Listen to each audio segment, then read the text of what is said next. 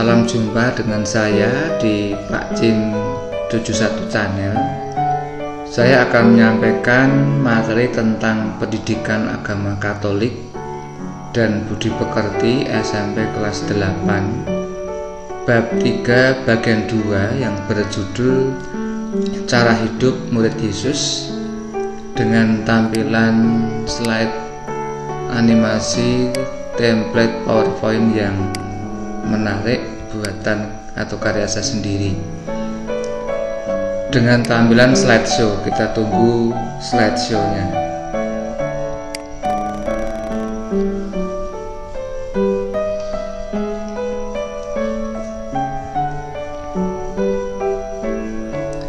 Pendidikan agama Katolik dan budi pekerti SMP kelas 8 bab 3 bagian 2 yang berjudul Cara Hidup Murid Yesus.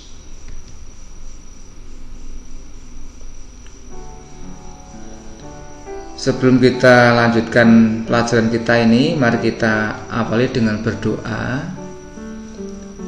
Kita ambil sikap doa atas nama Bapa, Putra, dan Roh Kudus. Amin. Bapa pemersatu umat manusia, Engkau menghimpun kami dari segala bangsa menjadi satu keluarga besar gerejamu yang kudus dalam ikatan persaudaraan sejati.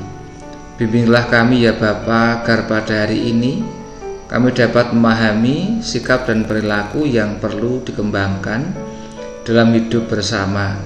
Demi Kristus Tuhan dan pengantara kami. Amin. Atas nama Bapa, Putra, dan Roh Kudus. Amin. Sebelum lebih lanjut menyaksikan video saya, jangan lupa untuk menekan tombol like, subscribe, bunyikan loncengnya, dan share.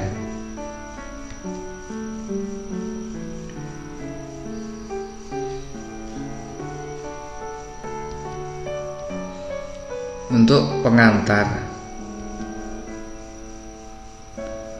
manusia pada hakikatnya adalah makhluk sosial, makhluk yang memiliki kebutuhan dasar menjalin relasi dengan sesamanya. Mereka memiliki kebutuhan untuk membentuk suatu kelompok atau komunitas. Demikian juga halnya dengan para murid Yesus. Persekutuan para murid sebagai orang beriman kemudian dikenal dengan gereja. Kita akan belajar dari firman Tuhan yang terdapat dalam Kisah Para Rasul pasal 4 ayat 32 sampai 37 tentang hidup dalam persekutuan. Adapun kumpulan orang yang telah percaya itu, mereka sehati dan sejiwa, dan tidak seorang pun yang berkata bahwa sesuatu dari kepunyaannya adalah miliknya sendiri, tetapi segala sesuatu adalah kepunyaan mereka bersama. Dan dengan kuasa yang besar, rasul-rasul memberi kesaksian tentang kebangkitan Tuhan Yesus, dan mereka semua hidup dalam kasih karunia yang melimpah-limpah.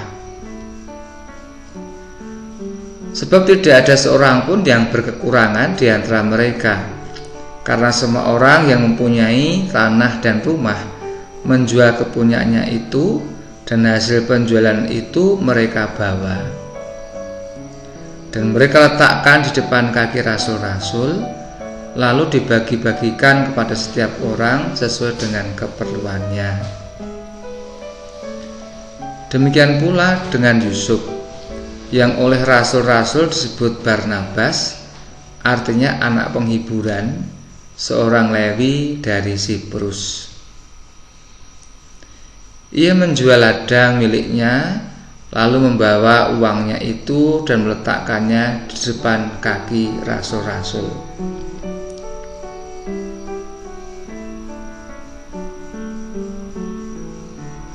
Yang berikut dari Kisah Para Rasul pasal 2 ayat 41 sampai 47 tentang hidup dalam persekutuan juga.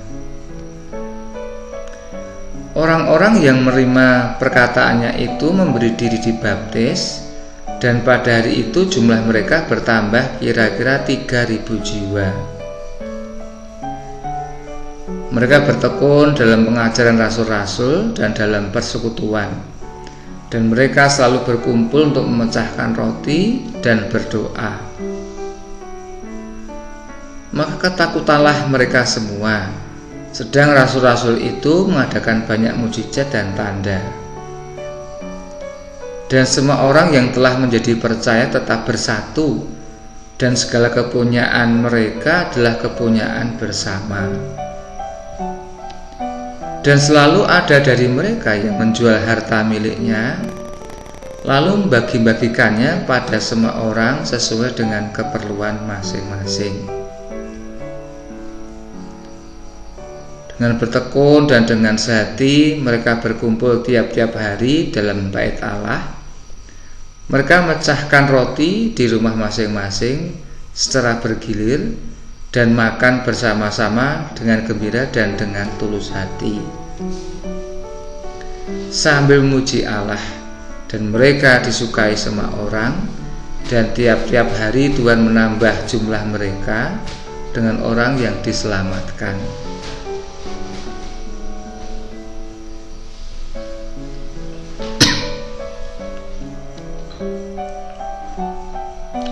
Sekarang pertanyaan.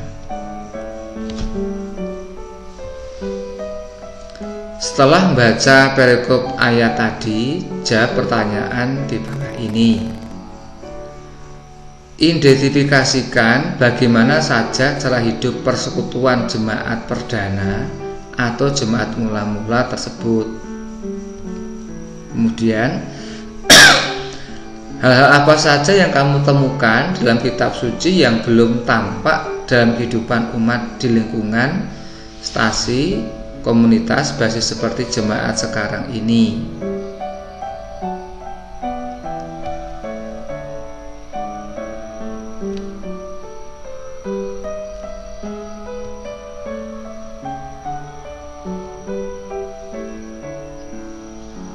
Sekarang untuk kalian pahami,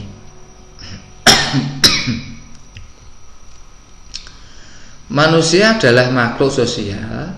Ia tidak dapat hidup sendiri, maka hidup dalam kebersamaan dengan orang lain atau persekutuan merupakan kebutuhan dasar manusia. Dalam persekutuan, setiap orang dapat saling membantu, saling berbagi, dan saling menguatkan. Hidup persekutuan akan bertahan dan berkembang dengan baik kalau setiap anggotanya saling menghargai, peduli satu sama lain, adanya sikap rela berkorban dan saling mengasihi. Cara hidup jemaat mula-mula dapat menjadi contoh dan model bagi persekutuan yang ada pada masa sekarang ini.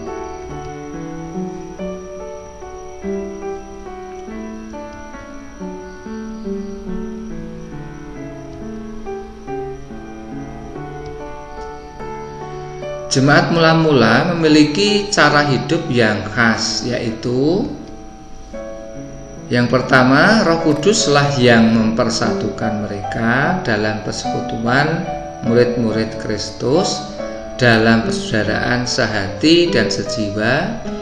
Segala sesuatu adalah kepunyaan mereka dan mereka hidup dalam kasih karunia yang berkelimpahan. Tidak ada dari mereka yang kekurangan. Kedua, setiap anggota persekutuan adalah sesama yang sederajat. Tidak ada yang merasa lebih rendah dan lebih tinggi. Mereka hidup saling peduli dan saling memenuhi. Tidak ada pembedaan antara kaya dan miskin. Yang ketiga, adanya kepemimpinan yang mampu melayani dan mampu memberi kesaksian tentang kebangkitan Kristus di tengah-tengah mereka. Keempat, mereka bertekun dalam pengajaran para rasul dan berkumpul di bait Allah.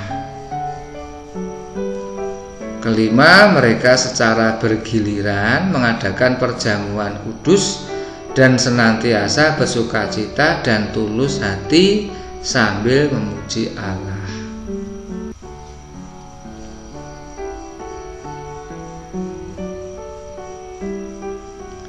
Ya, demikian dahulu pelajaran kita kali ini. Sampai jumpa pada kesempatan berikutnya. Tuhan Yesus memberkati. Amin. Kita tutup pelajaran kita dengan berdoa. Mari kita ambil sikap berdoa atas nama Bapa, Putra, dan Roh Kudus. Amin. Allah yang Maha Kasih, melalui cara hidup jemaat mula-mula, kami belajar makna persekutuan dalam kasih sehati sejiwa di dalam Tuhan. Tolonglah kami ya Tuhan, agar kami memiliki hidup persekutuan yang dikehendaki Tuhan, sehingga kami dapat melayani Tuhan, melewati gereja Tuhan dan sesama. Dengan perantara Kristus Tuhan dan Juru Selamat kami berdoa. Amin. Atas nama Bapa, Putra, dan Roh Kudus. Amin. Sekali lagi, setelah menyaksikan video saya, jangan lupa untuk menekan tombol like, subscribe, bunyikan loncengnya, dan share. Ya, demikian video saya. Terima kasih telah menyaksikan. Kita berjumpa lagi pada kesempatan yang berikut di materi lain.